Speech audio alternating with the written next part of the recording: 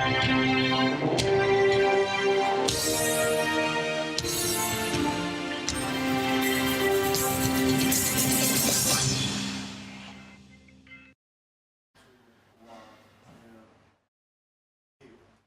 morning. You're watching the morning show here on Arise News. I'm Ruben Abati. And I am Oji Akbi. We've got a great show lined up for you over the next 2 hours. So sit back, relax, and let's kickstart your day because the morning show begins right now.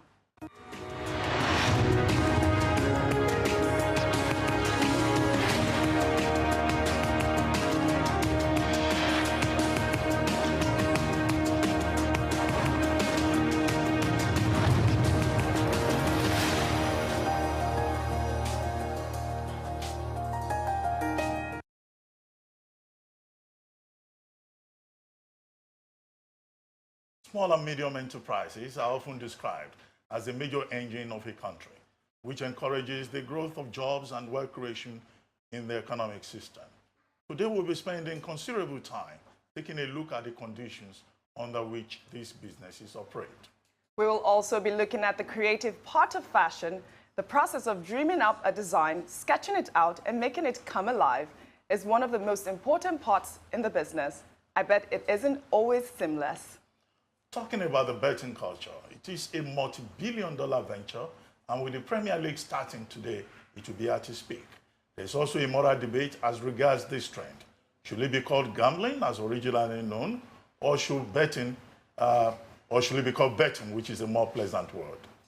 Our first guest, Peter Bamkole, a pioneer director at the Enterprise Development Center of the Pan-Atlantic University, will be joining us to discuss the significance of SMEs today. Also, Destiny Ndiwari, a creative director of DNA by Iconic Vanity, she talks about taking her ideas from sketchpad to runway. So exciting. But before then, we'll catch up on news making some headlines across the globe. Then the executive director of This Day newspapers, Emmanuel Nefeni, will be joining us to review the papers. And of course, our in-house analyst, Stephanie Coker, will be filling us in on what's trending. And today, on our take, we'll be discussing the yardstick used by National Broadcasting Commission in declaring songs unfit and if the commission is just too sensitive. It's going to be all this and more only on The Morning Show.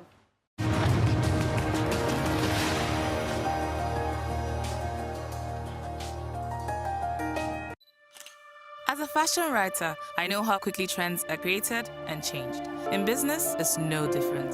To stay ahead, I needed a plan flexible enough to meet my changing communication needs. More Business 2.0 didn't just give me voice and data in one package. I got a whole lot more. With More Business, setting up my website was no problem. But I'm not just a fashion writer. I also own a home decor store before I decided to open an accessory store. With my customized More Business plan, managing my staff's communication is easy. No matter how frequently they come, or they go. With 9mobile's new online self-service this week, I could adapt my plans to include this. From 2,000 Naira, choose a business bundle, customize your staff's voice and data lines, and enjoy a variety of add-on business services. Dial *200*5# now to subscribe. More Business.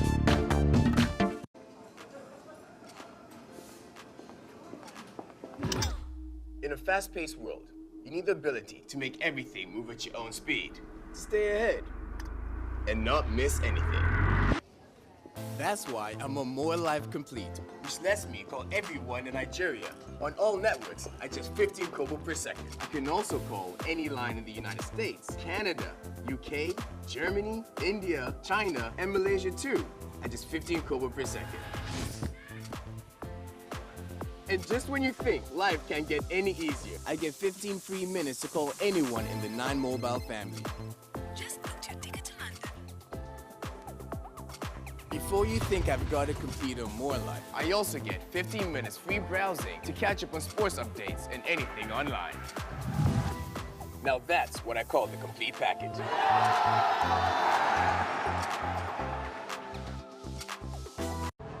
Nigeria. We are 198 million productive people with over 900,000 square kilometers of fertile land. Nigeria's banking system has emerged strong and resilient from the 2016 crisis, which has enhanced our productivity in agribusiness and manufacturing. Come, invest in Nigeria's agribusiness, manufacturing, and value-added mining.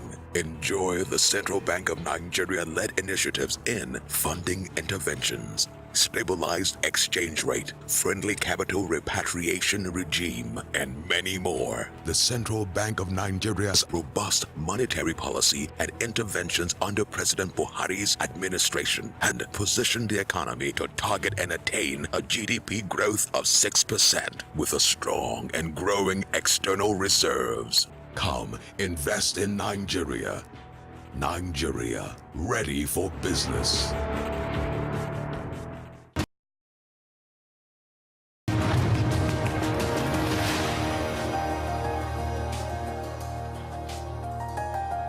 Welcome back to the morning show here on Arise News.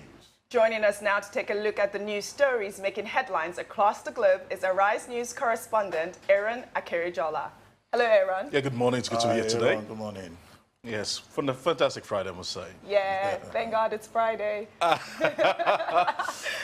what's All right, happening a bit around to the actually world? find out what's going on around the world. Let's tell you that one person is missing and more than 1,600 people have been evacuated with the help of helicopters after torrential rain caused flooding in southern France.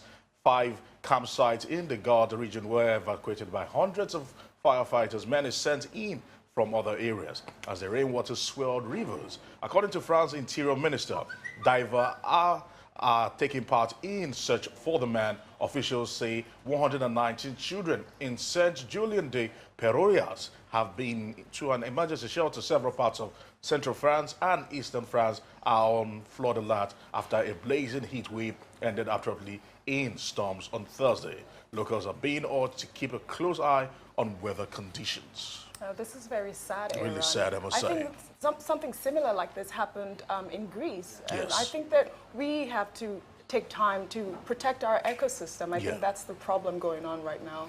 Well, in fact, it looks like it's the whole of southern Europe, Yeah. that is threatened. The incident in Greece was really tragic. Yeah. 40 persons died. Properties were destroyed.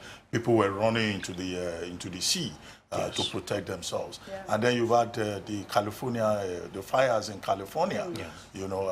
Also quite devastating. But this is the reality, as she said, of climate change. Yes. And the fact that people can no longer play the ostrich about climate change. But I don't know if that can be said about Nigeria and how we actually respond to climate change, because sometimes we say to ourselves, now the weathers are becoming hot in Nigeria, to be realistic, and how do we react to things that actually happen? Rather, we always want to say when things like this happen, they are acts of God. Yeah, Well, we have a lucky, Federal actually, Ministry of not to. Environment. Yes. You know that when climate change became an issue, the federal government established the Environmental Protection Agency also at the state levels, and that led to the emergence of the Ministry of Environment. But it's usually the fashion in Nigeria to make statements about some of these things without really, developing the capacity to deal with the emergencies that may result. But there's, of course, a National Emergency Management Agency. Because the lesson to learn,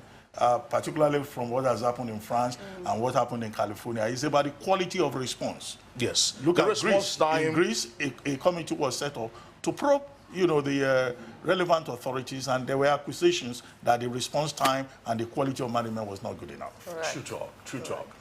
Let's tell you that 3 pedophiles were publicly shot and hung from cranes after the group brutally raped and killed a 10-year-old boy. Shocking photos show the men dressed in blue overalls, handcuffed and surrounded by Yemeni soldiers as crowds watched their public execution take place in city streets. Authorities ordered the rapists to lie down on the floor, pointing a gun to their head before shooting them with an M5 5 times in the heart. The rapists' dead corpses were actually propped up in the air by a crane in Sa'an, in Yemen, publicly displayed in front of crowds, serving as a firm warning to anyone who dare to commit such crimes. Capital punishment in Yemen is legal, and the country has one of the highest execution rates per capita in the world. Wow. That was a very harsh execution process. I want to term it jungle justice if you'd ask me. Yeah. Because I mean, what they did was absolutely wrong. Yes, the 10-year-old boy that was raped by 3 men. I mean, it's a horrific crime to ever happen to a child. But I mean, the system of capital punishment, I don't know. I mean, I don't really agree with it, but you know, sometimes the jungle justice has to happen for human beings to really learn. There are people who even say that pedophiles deserve worse fate. Yeah. Okay, because if you look at the details of the story, it's clearly a case of inhumanity, of abuse. Yes. The young boy was going to visit his grandmother. He was abducted, he was handcuffed, and then he was brutally raped. Yes. I mean, if you look at the story itself, you know, it makes you shudder what goes on in some people's because heads. what they've succeeded in doing is destroy the boy's life. Yes. As it stands right now, because the boy will never remain the same. That's part I understand, but as humans, we always want to look at the kind of punishment meted out to another human. The story, the position of the authorities involved in this. Don't forget, Sana'a is under the control of the Houthi regime. Yeah. And Yemen itself is troubled, you know. But this is a human angle story coming from that country that has been practically taken apart by corruption, by drought, by famine, by all kinds of issues. And it's one of the poorest countries in the world. True. Okay, but I think that whole drama about hoisting those guys on the crane and all that, shooting them in the they heart. said was to send a message to any other person, you know, to serve as a deterrence. I think it was taking it too far. I It's almost think looking like the Wild Wild West, what they used to do back in the day. I think taking it a little bit too far there, being a little bit dramatic, if you'd ask me. They could have done it in a better way, in a more humane way, than actually killing them like that brutally and now hanging them like they did to pirates back in the day for everybody to see. And I also feel like the pedophiles are not mentally stable. I don't think anybody would, in their right mind, would want to rape a child. So I think that they should also consider that aspect, that they're not okay. What even makes it curious is that the people who raped the boy, they're also young people. The oldest among them, the third one is 27. Wow. The other two, just 19 years old. And you wonder, why will a 19-year-old be that brutal? Yes. You know, so it raises a lot of questions. Yeah. But in that kind of troubled region of the world, anything is possible. Because foundations and also the fundamentals from the beginning I believe should be checked, and that is where you begin to correct some of these wrongs, and so that they don't grow up and you try to cut the tree from the roots rather than from the stem, or rather from the stem rather than from the roots. Okay, so in the bit you actually move it on. At least 29 children have been killed and 30 wounded in Saudi-led coalition airstrike in Yemen, the International Committee of Red Cross have said. The children were traveling on a bus that was actually hit at a market in Dayan in the northern province of Sada. Well, they said that the health ministry run by the rebel Houthi movement put the death toll at 43 and said 61 persons were wounded. The coalition, which is backing Yemen's government in a war with the Houthis, say that its action were legitimate. However, it insists that it never deliberately targets civilians, but human rights groups have actually accused it of bombing markets, schools, hospitals, and residential areas. Meanwhile, the new UN Special Envoy to Yemen, former British diplomat Martin Griffith, is planning to invite the warring parties to Geneva in September to discuss a framework for negotiations. Yeah, there's been a lot of civilian casualties in Yemen, and I mean, I think it's becoming a big problem internationally right now, because I mean, if you're committing this, you're committing a war crime, correct? True. So it's really sad. It's a really sad. As I always say, when two elephants. Yeah. Well, you know, again, yes. I mean, the position of the UN as expressed is that it is a war crime, you know, if you target the civilian population in a conflict situation. I think the situation we have in Yemen is really, really very unfortunate. Since 2011, that country has been really troubled. As you have this fight, and then the religious undertone makes it even worse, because, you know, the Houthis are Shiites, you know, and they are backed by Iran. And the Sunni-led coalition by Saudi Arabia, you know, is fighting at one level a religious war, and at the same time making it impossible for the Houthis to overrun to overrun Yemen. And then, of course, it's the people that suffer at the end of the day. And Sada, of course, is currently under the control of the Houthi movement. Yeah, one thing that is urgent is that we have to know that we have to ensure peace in that region, correct? And we're actually hoping the interventions and the peace talks that should happen in Geneva will actually come to a decisive conclusion. Usually when we have peace talks like that, at some point in the negotiation process, it always breaks down, But I'm actually hoping... Well, I think beyond that also, where sanctions may be necessary, those sanctions should be meted out to them. Yes. Correct. So what's going on in Zimbabwe? Let's tell you the Zimbabwe opposition political Tendai Biti has appeared in court in handcuffs on charges of inciting violence after he was deported from Zambia. Zambia's government rejected Mr. Biti's request for asylum on Wednesday. Let's say that Zimbabwe's President Emerson Mnangagwa said that Mr. Biti had been released on bail following his intervention. At least 6 people were killed 2 days after the vote in clashes between security forces and the MDC alliance supporters who alleged that their leader, Nelson Chimasa, had been robbed of victory.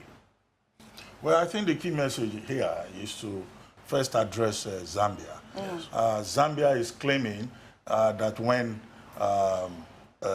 BT submitted his application, that they were not convinced that there was a crisis situation in his country, and that he was fleeing from submitting himself to due process. You know, after the elections on July 30 in Zimbabwe, won by the current president Mnangagwa, there was an outbreak of violence. Supporters of the opposition party, the MDC, alleged that there was rigging, they were robbed of victory, and the army descended on those protesters. On August 1, about 6 persons were killed. Then the government insisted that, 9 persons are the prime suspects. One of them being BT, who had been finance minister 2009 to 2013, and a strong member of the MDC. So the guy fled. But when he got to Zambia, they said, no, we'll take you back. They handcuffed him and handed him back to the Zimbabwean authorities. And that's a violation of an international principle. And it's good that the United Nations Committee on Human Rights has come out to say this is unacceptable. Well, on what grounds did they send him back? No, I already said that they said there is no crisis in his country, and he will not qualify for asylum as a refugee or as someone running away from political persecution. But the facts indicate the contrary. So I think it's something that has to be addressed, and we should speak to the president that, look, you may have won the election, but the MDC is going to court. People should not be persecuted. The rule of law should be protected. If there are issues in that election, it's for the courts to determine those issues. Because he's just running away so that he doesn't present himself, correct? So what's going on here? Let's go back here in Nigeria. All right, in what could be described as a test for the 2019 battle of the ruling All Progressive Congress, the APC and the People's Democratic Party, the PDP held rallies in Dara, hometown of President Muhammadu Buhari in Katsina on Thursday. While the APC drummed support for Ahmad Baba Kaita, its Katsina North senatorial candidate, the PDP wooed the crowd in favor of Kabir Baba Kaita. Coincidentally, the 2 candidates in the election scheduled for Saturday are brothers. On the APC side, where acting President Yemi Osinbajo, Adams Oshomole, national chairman of the APC, Bello Masari, and who is governor of Katsina State, and Abdullahi Ganduje, governor of Kano State. While Rabiu Kwankwaso, former governor of Kano State, Sule Lamido, ex-governor of Jigawa, and Ibrahim Shema, former governor of Katsina, were on the grounds of the PDP. Unfortunately, we don't have much time to banter about this, but it's such a cute story. 2 brothers going head to head. Well, whatever happens, they keep it in the family. That's the most important thing. That's the most important thing. Well, thank you so much, Aron, for being here. Always a pleasure. Time now for a short break. When we return, we'll have the This Day newspaper executive director, Emmanuel Efeni, join us with a review of the top stories on today's newspapers. Stay with us.